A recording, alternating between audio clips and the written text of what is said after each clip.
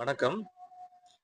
தற்போதைய அரசியல் சூழ்நிலையில் வெற்றி வாய்ப்பு யாருக்கு? இது ஒரு ஒப்பீனியன் போல், கருத்து கணிப்பு. இத பத்தி இப்ப பார்க்க போறோம்.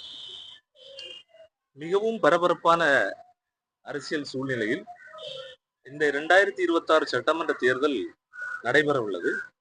இந்த சட்டமன்ற தேர்தலில் இதுவரை இல்லாத அளவு ஒரு கருத்து கணிப்போ அல்லது கணிப்பதோ மிகவும் சுலபமான காரியம் அல்ல. யாரும் சுலபமாக வெற்றி வாய்ப்புகளை கணித்துவிட முடியாது. அப்படி ஒரு தேர்தல் 2026 சட்டமன்ற தேர்தல். காரணம், நடிகர் விஜய் அவர்களின் தமிழக வெற்றி கழகம் புதிதாக வந்திருப்பதால் இந்த கணிப்பு தவறுவதற்கான வாய்ப்பு மிக அதிகமாக இருக்கிறது. பெரும்பான்மையான தொகுதிகளில் வாக்குகளை கணிசமாக பிரிப்பார் தமிழக வெற்றி கழகத்தினுடைய தலைவர் விஜய் அவர்கள் என்பது அனைவராலும் ஏற்றுக்கொள்ளப்பட்ட ஒரு கருத்து. ஆனால் நாம் இப்போது என்ன சொல்லுகிறோம் என்றால், அஇஅதிமுக தலைமையில் ஒரு கூட்டணி, அதாவது அதிமுக, பாஜக, பாட்டாளி மக்கள் கட்சி, அம்மா மக்கள் முன்னேற்ற கழகம், இப்படி ஒரு வலுவான கூட்டணி அவங்க அமைச்சிருக்காங்க.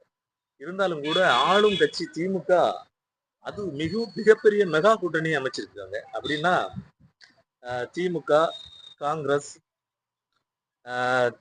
காங்கிரஸ், கம்யூனிஸ்ட், மதிமுக, தேமுதிக, இப்படி அவங்களும் ஒரு மெகா கூட்டணி அமைச்சிருக்காங்க. ரெண்டும் சமபலம், கிட்டத்தட்ட ஒரு சரியான பலம் கூட தான் அந்த கூட்டணி இருக்கு. இப்ப திமுக ஒரு அட்வான்டேஜ் என்னன்னா, அவங்க ஒரு பெரிய கூட்டணி அமைச்சிருக்காங்க. அது மட்டும் இல்லாம ஆளுங்கட்சியான அசுர பலம், பணபலம், படைபலம், அதுபோக அவங்க சில மக்கள் நல திட்டங்கள், குறிப்பா பெண்களுக்கு இலவச பேருந்து வசதி, இப்படி நிறைய விஷயங்கள் அவங்க செய்ததும் இருக்கிறது. அதே நேரம் இந்த ஆட்சிக்கு மேல மக்களுக்கு அதிருப்தியும் இருக்கு. இதெல்லாம் கூட்டி கலைச்சு பார்த்தா அதிமுகவுக்கும் திமுகவுக்கும் மிக பலமான போட்டி நிச்சயமா இருக்கு. அது எந்த மாற்றம் இல்லை, போட்டி இல்லைன்னு நிச்சயமா சொல்ல முடியாது.